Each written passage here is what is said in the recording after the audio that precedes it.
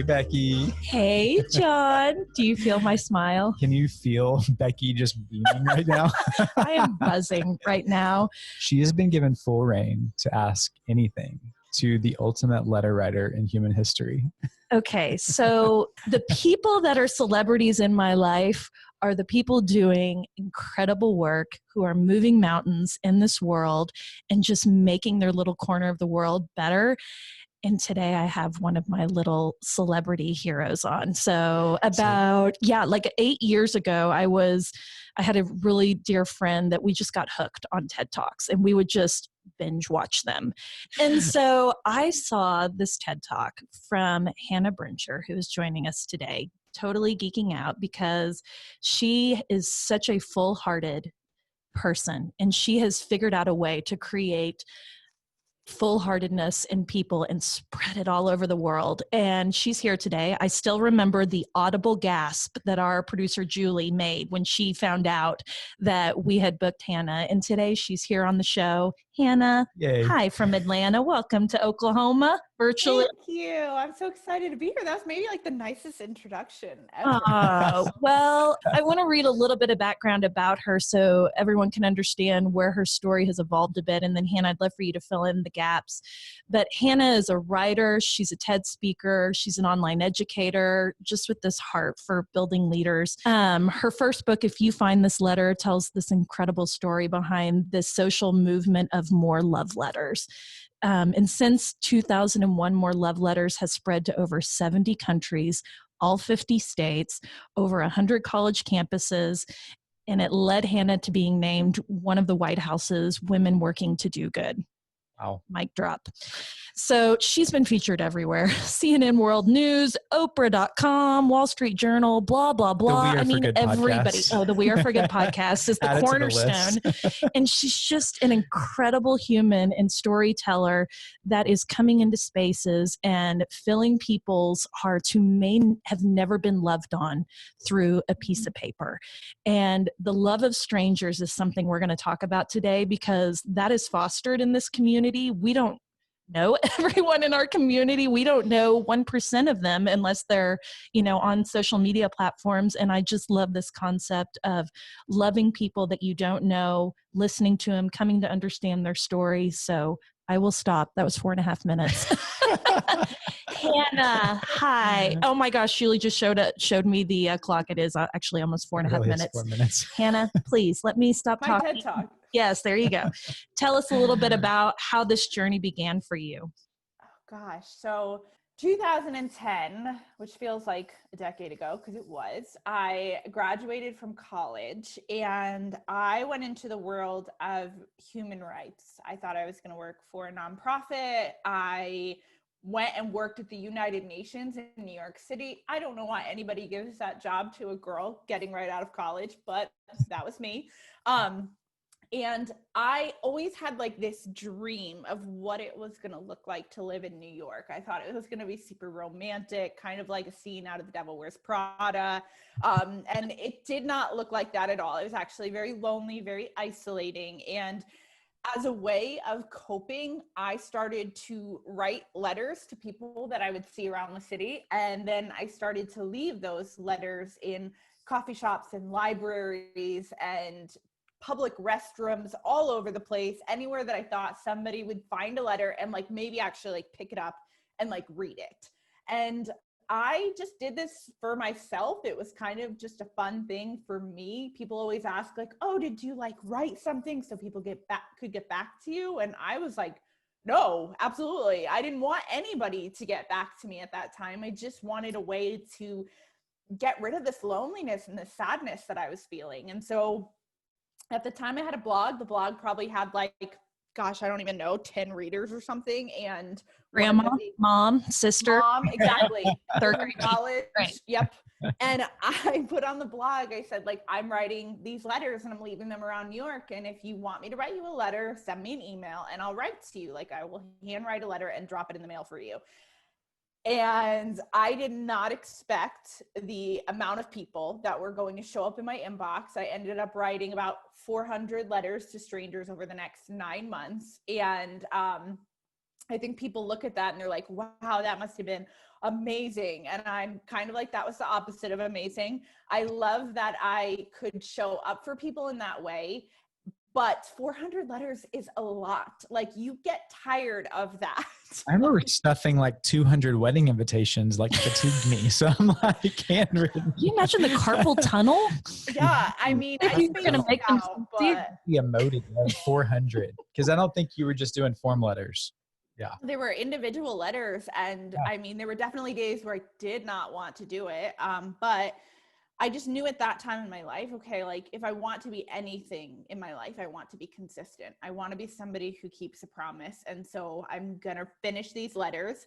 I thought the story was over there. Like, that would be something I would tell people about later in life. But I never expected that people just like, they gravitated towards these letters. They wanted more of these letters. They wanted to do it themselves. And so I built an organization. I knew nothing of what I was doing at the time because a love letter writing organization didn't exist. There was no playbook. There was no rule book. And that's a good thing, but a hard thing too.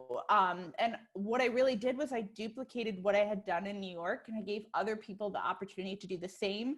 I had people nominate friends and family that were going through something, because it just hits different than like you saying, I need a love letter. Like, if you can think outside of yourself and think of somebody else, like, to me, that those were always the letters I was excited to write. And then, gosh, when it first started, like, I remember that I put this website out there. I had no idea if it was going to work or not. I didn't know what I was doing, like coding things, slugging energy Red Bulls at night. And I put this first person out. I did a trial bundle. They didn't know it was a trial bundle, but to me it was a trial bundle for my best friend, Corey, who was going through a tough time. And I was like, okay, people are either going to write to her or they're not going to write to her, you know? And I bought this little P.O. box in my hometown, and I sent people where to go. And I waited, and I went to check the P.O. box like a week later, and there was nothing in the P.O. box. There was just this one little slip, and that was it. So I took the little slip up to the front, and I was just like, hey, I have this. I don't know. It says to bring it up to the front. And the man brought out a mail crate full of letters. And that's when I was like, oh gosh, we've created a monster. Like, it's about to go down. And monster. Oh, yes, goodness. you did. yes. And from that point forward, it was like full steam ahead. We're building a team. What do we do on this team? We don't know, but we're going to figure it out. Like, back in the day, we used to write individually to every single person that requested a love letter. Like, and that ended up not being sustainable after a while. So like, the bundles are definitely our sweet spot. And today the bundles, gosh, they get anywhere from 300 to 600 to, we just had our biggest bundle that was 1,200 letters showing up for somebody who had their 90th birthday in COVID, you know? So it's just people getting to come online, read these stories, and take it offline and write a letter to someone who needs it. It's cool. It's not anything I expected. And I am continually amazed that I'm like, I did that. That happened. There's so much to unpack here. So much to unpack. I mean, I would love to. I haven't had therapy in a while, so let's go. Come on. All lay right. on the couch. Okay, here's your Okay.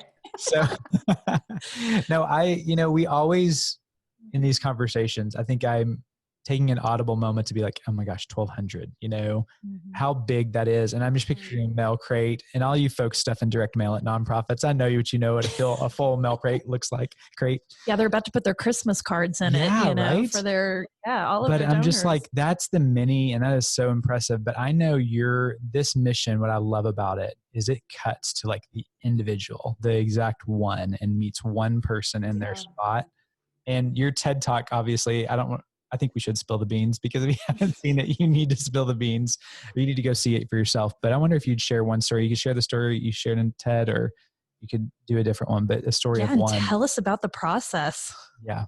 People are always surprised to find out that my TED Talk that's on TED.com was actually my audition for TED. So I mean, in a sense, it was polished as much as it could be, but I know that the people that actually go to TED, they go through speaker training. Like, it's a very rigorous process. And so to be honest, I didn't know much about TED. It had been something that I'd like seen in college every once in a while, but TED was really just coming to the surface, right? Like it was becoming TED.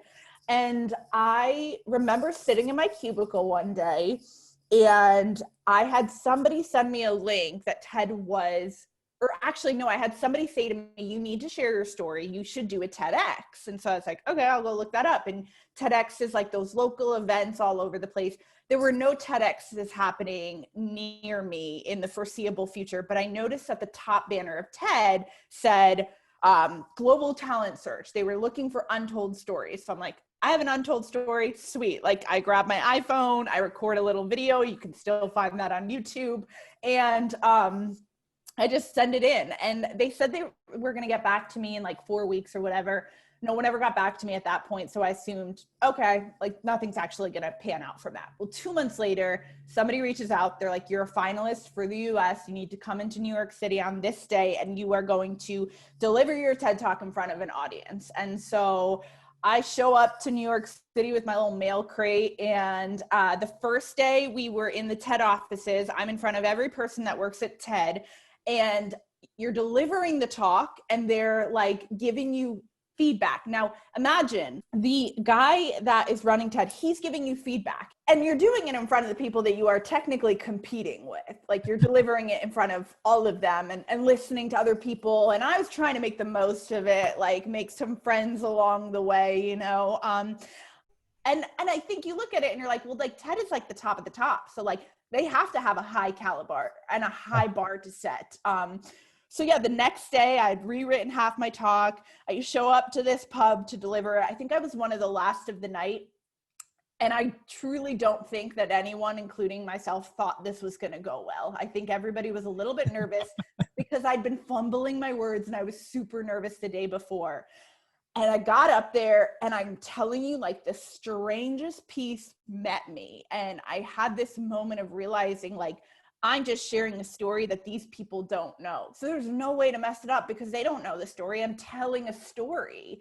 And I got off the stage and I was crying and the stage manager was crying and we were all high-fiving each other. And it was wild. I had so many people coming up to me being like, I've never, ever heard a story like that before. And I think that was the first night. I always tell people that was one of the best nights of my life, not because I gave a TED Talk, but because, oh, I get emotional thinking about it. But, it was one of the first nights that I felt like I didn't stand out in the sense of every person that would look at More Love Letters would be like, that's cool, that's quirky, or like treat me like some kind of unicorn that I created this thing. This was the first time I felt like I was in the company of my peers, of other people that had done some amazing things. And it was just cool that we were changing the world together. And I think that's the essence of TED. And I just remember being like, I belong here. Like I found people that get it and they're not like impressed with me. They want to push me to be better, you know? And so long story short, that was very long, but they ended up putting the videos online. People had to vote for their favorite auditions. This was across 14 different countries. I knew there was a very small chance that I was actually going to TED Global. And I got the email a few weeks later that said like, hey, sorry, we love you, but you're not going to TED Global. So I thought my dream was over. That was it until one random day in November. It's probably like today, the anniversary. I don't even know. My friends started calling me and they were like, Hannah, you are on TED.com. Like you are TED Talk of the day. And I immediately called the content coordinator and I just was like, what is going on? Is it this like an April Fool's Day joke? Like, I don't know what's happening. And he was like, oh, someone should have emailed you. Like somebody should have told you this was happening, but like, we loved your audition and we wanted to use your audition for one of our under 6-minute talks. And so it went online and my life just flipped from that point forward. After that, it was like literary agents, book deals. Yeah. And so that was my TED experience. My audition tape turned. Yeah. So today, if you go to TED.com, Hannah's talk has been viewed 3.4 million times. And I'm here to say, I'm probably 5 of them. I'm 5 of them, you know, and that is, you know, discounting YouTube and all these other video platforms that people could be watching it on. And I think the thing that has always struck me so much about this story, and I love the back context, is we all want to be seen. And all of us are lonely, vulnerable, flawed individuals. And we have all found moments in our life where we feel that we are standing isolated alone. Yeah. And it's amazing to me that the love and the kindness of a stranger can move into spaces and just create a massive change. Everybody can use the kindness and love of a stranger. So bravo, Hannah. It's such a cool story. And we got a lot of people that are in the nonprofit industry here who are trying to kind of glom on to what you've done here, because you have found a way to use storytelling as an incredible platform. It doesn't have to be a very long story. And I wonder if you could get some advice to just our people who are looking to get back to the heart of their missions, to humanize their missions a little bit. What it would be a good place to start, or some tips that you could give them?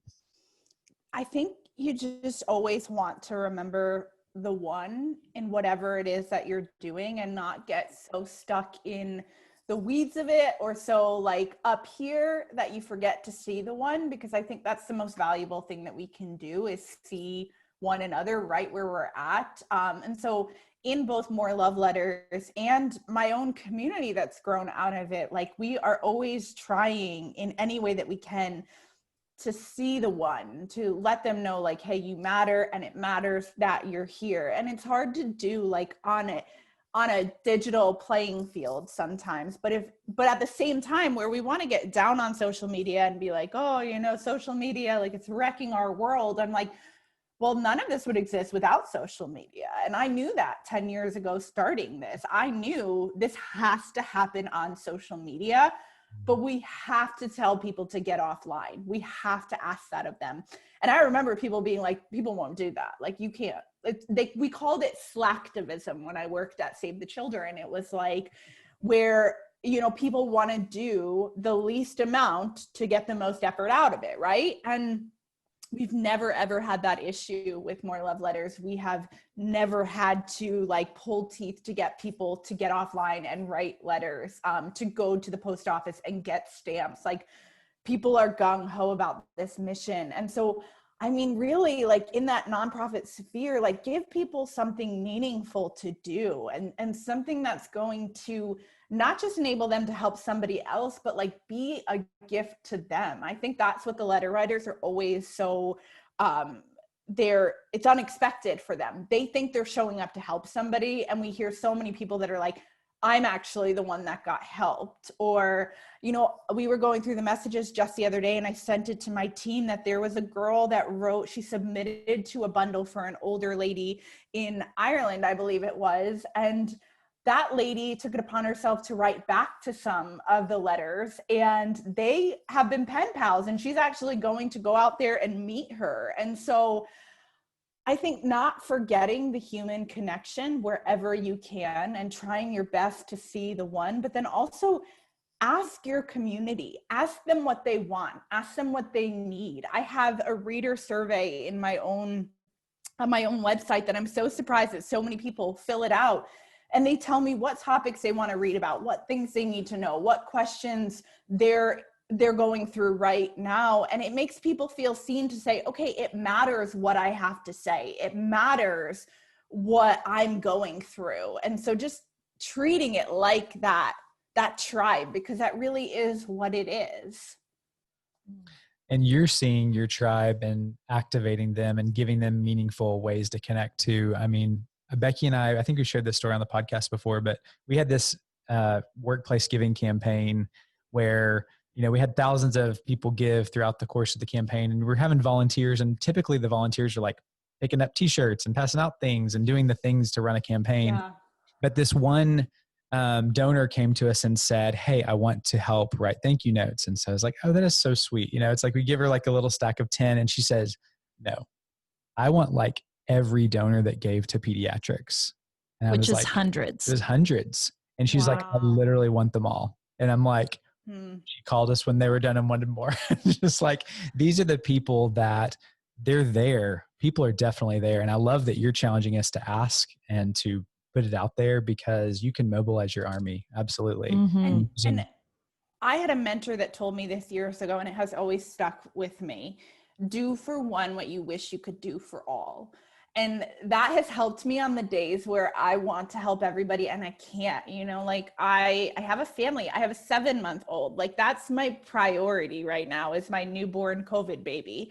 But at the same time, if I'm in the right place at the right time in my inbox and something comes through, I'm like, okay, yeah, like we're going to say yes to that. Or I had a girl the other day that sent an email and was like, I want to review your book. She's got like a little Instagram. And I was like, yeah, somebody else might say that's not enough followers for me. And I'm like, send her the dang book. Let's do it, because where I am right now is only because people saw me and took a chance on me. And I knew that because of that, I could do anything. And so I'm like, if I can give that feeling to somebody else, like that's the fire that lights up the whole world, is for somebody to say, it matters that I'm here. Somebody saw me in this. And so I don't want people to feel like, oh my gosh, I have to go and I have to be there for every person, because you're human and like you also need to be present. But like life is going to present little ways in which you can make somebody feel seen. Like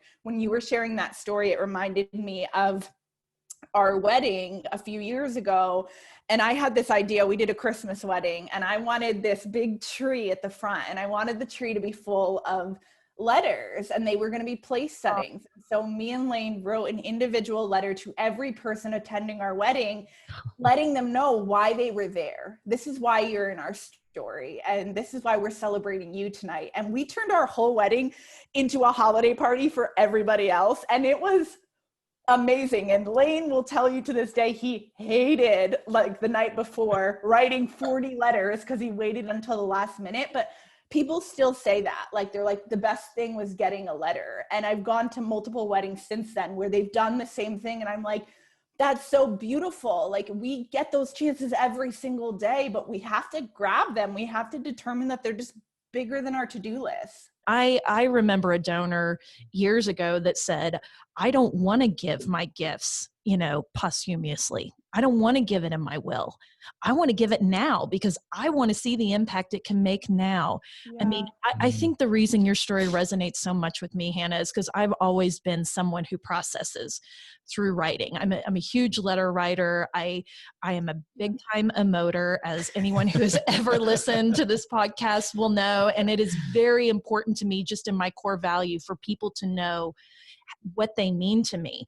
And selfishly, I get so much out of the response from that. I mean, it is very much a feeding your soul type of thing. When you can send that out into the world, it's something so small that we can do. I think that you're so right in the sense of like, think about somebody in your life that needs this, because that was always the mission from the very beginning. Like my hope was people would nominate a friend or family member for love letters, but like we get a lot of nominations. My hope was that people, like a light bulb would go off and they would be like, wait, I could do this. Like, I don't have to wait for this organization. I can do this right where I'm at. That's what I've always wanted people to do. And if you don't feel like, you don't feel like there's somebody in your life that like could use a pen pal, there are plenty of people out there. Like I write to a girl in the prison system in Texas, and I'm telling you, like, she's like my best friend. Like we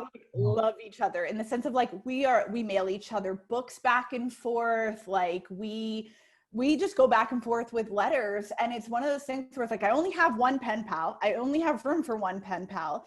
But this is somebody who experiences a lot of isolation. And I'll admit that when I went into it, I thought I want to help somebody, but like she's become a friend to me, like she helps me. Like I get so excited when a letter is in the mailbox and it's from her. And so it's like every one of us has the capacity to do that, and just you gotta make the time for it. Look Hannah, around. You're so wise. Mm-hmm, and we're just soaking this up, and we are going long. I'm sorry, but we are going to ask. Sorry. We're going to ask you the question we love to ask everybody. Yeah. Your one good thing. What's something very practical that we could implement in our life? to be a little bit more like Hannah? Gosh, I'm nowhere near perfect. I think it's always going to come back to like, how can we love on people in the moment? If somebody comes into my mind and I'm thinking of them, I try to take that nudge and be like, okay, that means I should do something. And sometimes it's an encouraging text. A lot of times I send like so much Starbucks. I don't know how much of my bank account has gone to Starbucks, but like, I know I love a good Starbucks coffee in the middle of the day. And so it's like, I was just talking to a girl on my team. We were going back and forth in voice memos. I sent her a $10 gift card to Starbucks because I'm like, that would brighten my day. And so it's like, who are the people in your life that you could think in a fun, out of the box way? Like, I think we think it's not going to matter if it's not a big deal. And what's really funny about More Love Letters is that when I lived in New York City and I was getting entrenched in the nonprofit world, I was building this website that I was like, this is going to be the biggest website in the world. And it's going to be for girls that like want to do good. And like, it's going to hook them up with all these nonprofits and stuff. Cause that was the space that I was in. Like, that's what I was doing. I was doing all these interviews with people. I was getting this website ready. And then one day it just kind of stalled in the sense of like, I didn't have passion for it anymore. I didn't really want to do it anymore. And I never really launched it. But I remember always feeling like that was the thing. Like, I was supposed to do that. That was the thing that was going to make the difference.